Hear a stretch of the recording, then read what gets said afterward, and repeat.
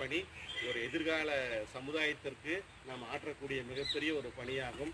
எனவே காற்றையும் நீரையும் மழையையும் சரியாக வைத்துக் கொள்ளக்கூடிய ஒரு சமச்சீர் சூழலை உருவாக்குகின்ற இந்த பணியை நாம் இன்று தொடங்க இருக்கின்றோம்.